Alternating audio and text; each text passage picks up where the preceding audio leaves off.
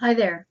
Welcome to another episode 6 of the Wonderfully Knit podcast. I'm Heather. I'm a non-traditional pre-med, and really this video podcast is about where that intersects with my life as a person who does all kinds of crafty stuff.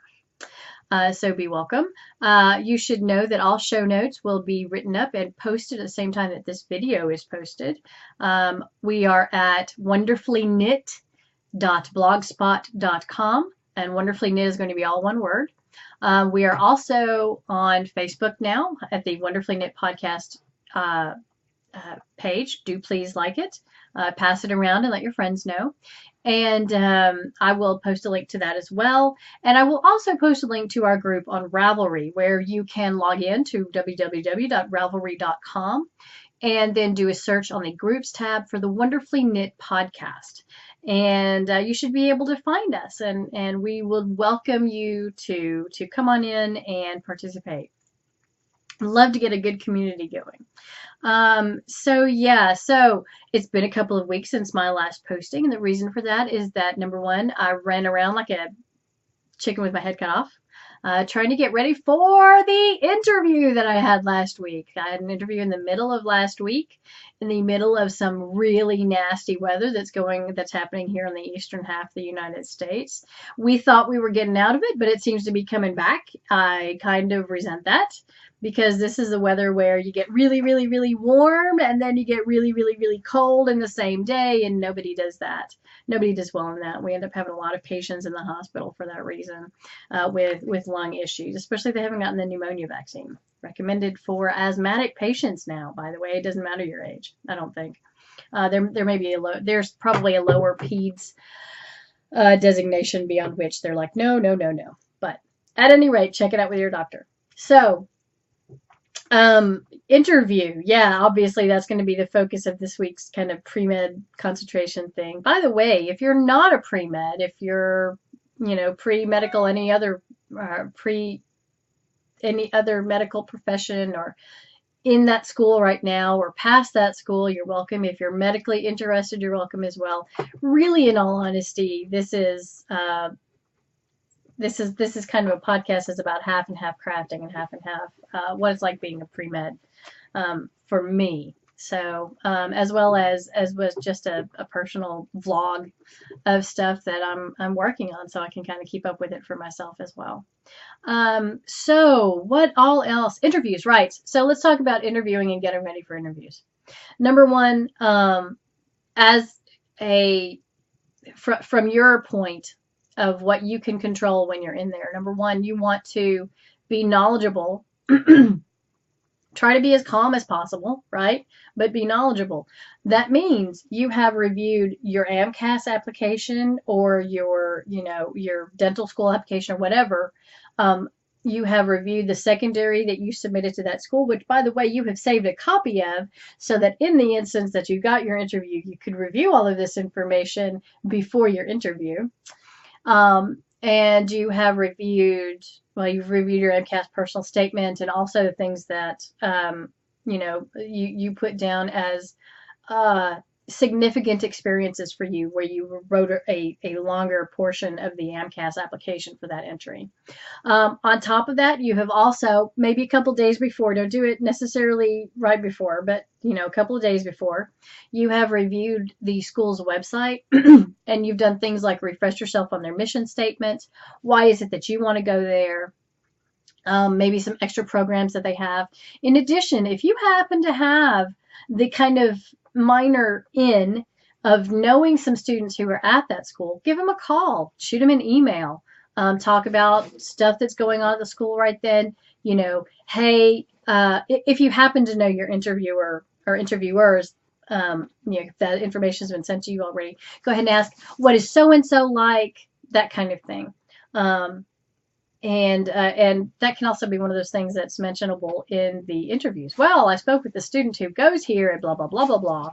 That expresses even further interest in the institution. And so be sure and review all of that.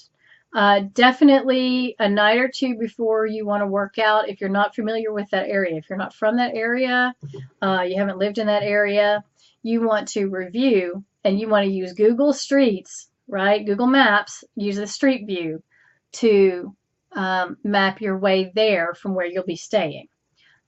This has saved me 10 or 15 minutes at a time sometimes because, as you know, in, say, larger cities or older cities where medical schools can be sometimes, the roads that they're on might be one way one year and then another way the other year, or it turns out that, you know, you can't parking lot hop from one point to another or any other thing.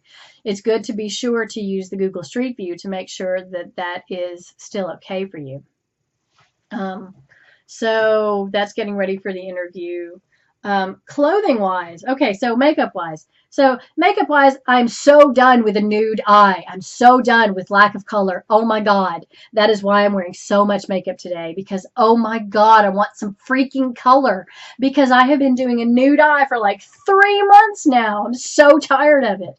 But you want really, really low key makeup. I'm wearing bright red lipstick right now. You want a softer pink or nude or mauve or something like that, because you want, you know, the general focus, the general thing that we're told, of course, is that you want the focus to be on you as an applicant, not on your fashion choices.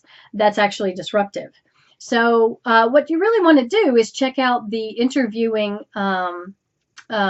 clothes standards for the area where you're going to be interviewing. Different parts of the nation have different standards for that. I have found a good place to do that is, of course, to look at Student Doctor Network. Know how to wear your suit. Okay, you pick up a suit off the rack and you've had the tailoring done. You should have the tailoring done because not everything is going to fit you off the rack, and that's fine, but you should make it fit you off the rack. Know where your cuffs should hit on your arm, where your skirt should fall. Know what is a skirt that is considered too short if you're going to go for a skirt. You know, you want, generally what's told to me is that you want a skirt that's not going to hike itself up really high over your knee when you sit down, because that's distracting, even though that's bullshit. Make sure that everything fits you since you bought it, because, you know, we've had Christmas. And what if you've gained 10 or 15 pounds? You need to know about that so that you can make the adjustments. Do this 2 or 3 weeks before.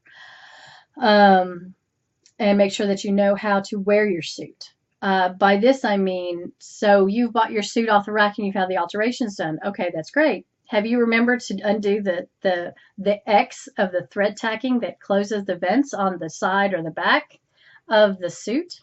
You need to take those off. Guys, if you get a suit and the maker's name is on the cuff, you need to have that removed too. We don't need to see that.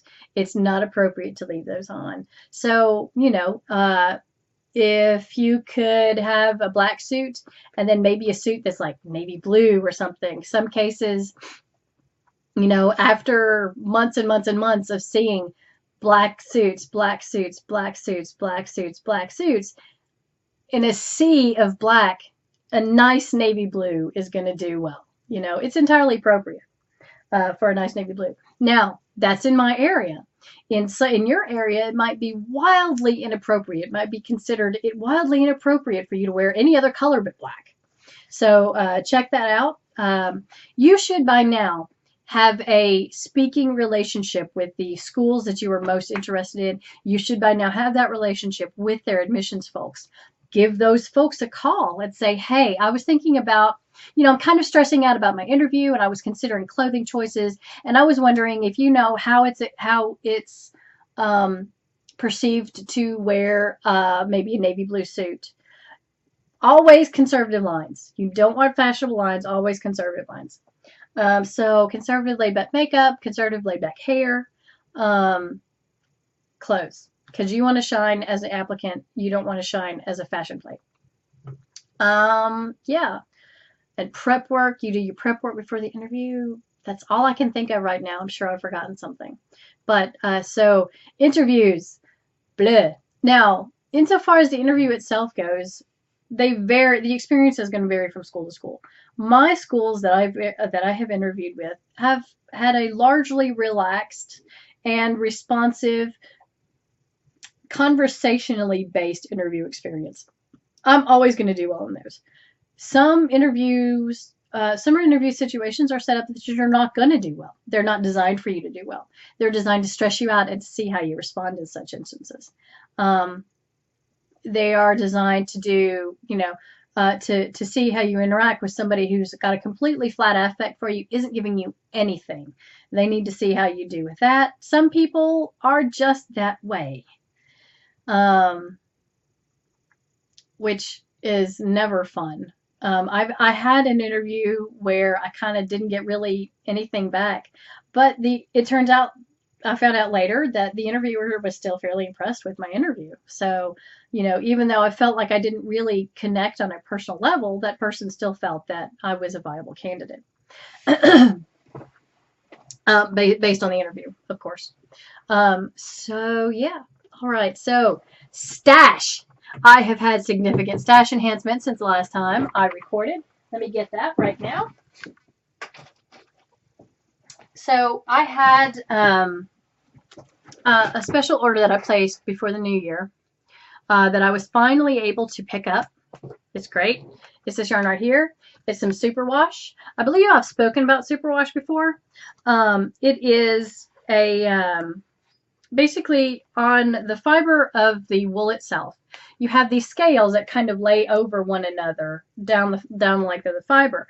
When they open up and get smushed against one another, they can lock down, and that's how you get fulling and felting. And that happens in situations that involve moisture, right? Okay, to prevent that, what you can do is either coat the fiber so that the scales can't rise up, or you can manipulate that such that the scales are basically broken off. The coating one is less expensive to process, so it's often a less expensive yarn choice. But the problem with that is that eventually it is going to wash off. And so then you will start having fulling and felting going on as well. Now, the option wherein they break off the scales, you're not going to have that at all. But that is usually a more expensive yarn. That's a little inexpensive. And I got a whole box of it because I only needed basically a bag and a half. And so the rest of the bag was going to go out on the sales floor. But, the owner was fine with that. My local yarn store owner was fine with that. Just going to go out. Then her dogs got into the box and they kind of chewed on the yarn, which is not a big deal for me. I don't care about it not, but she can't sell it that way. So basically I got a screaming good deal on all the rest of it. And then I also, while I was there, picked up 3 skeins of sock wool. I got 2 of this. This is a self-striping. And basically what I'm going to end up doing with this is doing a toe-up, really tall sock. I'm just going to see how far I can go. I've done this before with a pair of Croy socks. Croy sock yarn-based socks. Basically what I did, those are such that this is one wherein you are expected to get a pair of sock out of this skein. This is about 100 grams. And Croy sock is sold in 50-gram skeins, and you're supposed to get 1 sock out of each skein, ideally.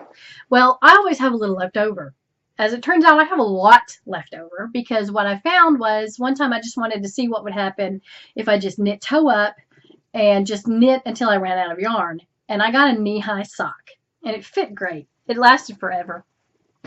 It lasted really, really long. I was very happy with it. But now they're holey and all that stuff, and I think the cats chewed on it because they're stinkers. Anyway, so I need another pair, and I'm going to use these for that. I have this book right here, Knitting Knee-Highs. I've had it for a while, but I haven't knit anything out of it yet, and I'm thinking that I might knit the Davidson Road socks out of that one. We'll see. They're a Gansey type, but, we'll see. Anyway, so really that stash enhancement, I haven't done any fabric shopping since then, because I'm really good for stash right now as far as fabric goes. I really need to work with what I have, and that means that I will maybe buy things like linings or interfacings or something like that, but that'll be about it. I do have planned some projects for the future. My eldest is going to be turning even more teenagerish next month, and just yesterday, I came up with a really good idea for a present with her that I think is going to make her squeak herself. And so I'm looking forward to that. Now, you guys aren't going to see that until after I give it to her, because sometimes she can watch stuff online. She's all over freaking YouTube. So I'm not going to post any pictures of it where she can see until after it's done. But I'm really, really excited about that. Yeah, so some sewing projects on the table ahead for me. In the meantime, I have also picked up Dragon Age Inquisition. I really love it. I'm really enjoying it. It's a very compelling storyline. I'm really just enjoying the heck out of it. And for once, my main character is not a magic user.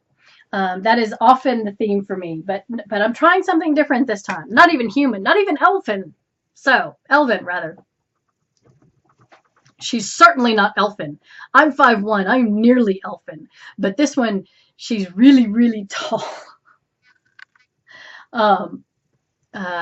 She's in this world, she's called a Kunari, which is basically an extremely tall bull-like humanoid. Bovine, bullish. Yeah. Anyway, so I'm really enjoying the heck out of it. And there's some multiplayer options for this too. If that's your bag, you might want to consider that. I'm enjoying the heck out of it. I've also taken back up Star Wars: The Old Republic, which is an MMORPG. Massively multiplayer online role-playing game is what MMORPG stand for. I've got back into that. I've actually played that for a number of years, but I had put it down over the holidays and while I was getting prepared for this interview and just a whole bunch of other stuff. A whole bunch of life came up. So I've been doing that as well. So that's kind of why I've not got as many projects this time. But I can talk about the projects that I do have. So you guys remember this from last time. This was the card weaving loom setup, tablet weaving loom setup that I made. Well, this is my first little project. Get the bobbin out of the way. Let's see. That's the right way. So there. I am making a little belt. It is, of course, my very first project, so it looks kind of heinous right now. And I'm going to play with some other things. I have picked up a book that is highly recommended, and I'm very excited to get that. It's already on its way. It is a Finnish book. The people have written in English translation as well, and it's getting a lot of really great reviews, and I've seen some of the projects based on it. It seems to have some really good reference material in it for being better at what you're doing. I'm figuring out how to get nice even edges and when to hit the warp back really, really well and when not to and this kind of thing. So there's some big tension issues that you have to work out on your own. And it's my understanding that this book has some other tips for things as well as new techniques I haven't tried yet. So I'm looking forward to that. And it's called Applesies and Fox Noses. It's adorable. And I'll post a link in the show notes as per usual. Show notes found at the Rab group, the Blogspot, and possibly the Facebook group. I'm not sure. I may just do links for there. So yeah, so there's that. In addition, that one yarn. You guys remember the purple and green yarn, that wacky purple and green yarn? Okay, well now I got green and purple yarn. So it's actually green and there's like hot pink flashes and blue and purple and evidently cat hair. Anyway, and so I knit this sock. It's the pattern is Galadriel by Ellen. I can't remember her name right now. I'll put it in the show notes and be sure to link to that. I really recommend her stuff. Let's see if I can get this close enough for the thing to focus on it. But you can see that is an intertwining cable. It's gorgeous. I just wanted to do something. And then there's a medallion, right? So Galadriel, this is based on, no, she gave me 3 locks of hair, which is adorable. It's charming every time. And this is supposed to be Galadriel's mirror, right? And the rest of it is just, stockinette and some this is actually a reverse stockinette rib, 2x2 rib up here. And then the Fish Lips Kiss heel, which I think I'm going to try for everything now because this worked out beautifully this time. The fit is just perfect. And I'm really very pleased with it. And of course, it is also some freaking color, which I think I've established that I'm needing really badly right now. Another thing that I have been working on after I finished those socks, I cast on immediately for another pair of socks. This is not a pair of socks. However, it turned out that the leg was going to be far too long. I did all the repeats called for in the pattern. The leg was going to be far too long. And so I was like, I don't want to frog back. I just didn't really feel like frogging back. So instead, I decided to turn it into some arm warmers. And this is the Nutkin pattern by Beth LePensée. I will post in my in links. I will post the modifications that I did for it. They're really super easy. Basically, all I did was you can see here that in the palm I discontinued the pattern in the palm, and on the back I just kept going with it. One second, a window just got in my way. So on the back, I just kept going with it. And you can see here that I've left a very long tail. I'm not done yet completely with this one because I have to turn this under and sew it in place. You can see the pearl rows now act like a very nice edge so that they match the cast on edge, which you can see here is the same. It's hemmed, it's turned in. And then this was actually knit into place, but this I'm going to sew into place. I haven't done the end yet because I'm in the middle of the next one. And I'll just go ahead and do all the sewing up on that all at once. So really, that's projects that I can report to you guys. I'm not going to take you guys in the closet in my bedroom, which right now looks fabulous because with us being stuck in here due to all of this weather, we were all going a little wacky and we needed something to do. And so I was like, okay, well, let's take care of this closet thing. And so we did a whole bunch of rearrangement. It's worked out beautifully. I'm very happy with it because now I have a fully functioning closet, which I haven't had in the time I've lived here in my bedroom. And we have all of our SCA garb now in the closet that was in here. My husband used to keep some of his gaming stuff in that. It's just a little closet. It's maybe 3 feet wide. But he used to keep all of his gaming stuff in there. Yes, that's right. All of this stuff behind me is his old gaming stuff that he doesn't use anymore. That's a different conversation. But anyway, so he kept it in this little closet over here next to my computer, my desk. And now he has rearranged it. He has moved that out of there. All of my SCA stuff can go in there, and he has better access to his gaming stuff in its new location. So very happy about that. But obviously, that's not a project I'm going to be able to show you guys. Yeah. So some more exciting changes are on the horizon. I should hear about how this interview went in the end of March. And let's hope it's time we get that call, right? We get that call because they call if they have an acceptance, they call the next day after the committee meeting has decided to admit you or offer you the acceptance. And otherwise, they will email or snail mail. I can't remember, but I know they let you know either way. They let you know if you're accepted. They let you know if you've been put on alternates list, on the hold list, and they let you know if you have been rejected, basically. So you're not held on the line forever while you don't know what's going on. And it should come in plenty of time for students who have gotten other acceptances that they want to tell the school, thank you very kindly, but I'm going to accept my offer from this other school, which makes things churn even more. So here's hoping. Cross your fingers for me. All right. And I really think that's about it. I may go to, if you don't hear from me next week, it's because I've decided to go to an every 2 weeks kind of thing. I like keeping up with the video podcast because it makes me keep up more on my projects, and that's really great because it kind of keeps me answerable in a way, but I'm not sure that every other week is going to work out because especially with, this month with all the snow dates and everything, it's been almost impossible to get time to record. That the house was always quiet. The house was also quiet so that I could do that. So we'll see. If you don't hear from me next week, it's because I have chosen to go to an every 2 week sort of thing. I don't want to try to post with nothing going on or nothing to contribute as a project for you guys. That's not the point. I'm also considering a giveaway of maybe some sock yarn because my name is Me and I like sock yarn. So I'm also considering a giveaway, maybe a knit along. I don't know. There's currently the sock drawer knit along. By the way, I don't care if you guys double dip or whatever, because of what I'm about to mention. The Knit More Girls podcast, they've been around for more than a minute. And they have a sock drawer, Operation Sock Drawer hashtag knit along.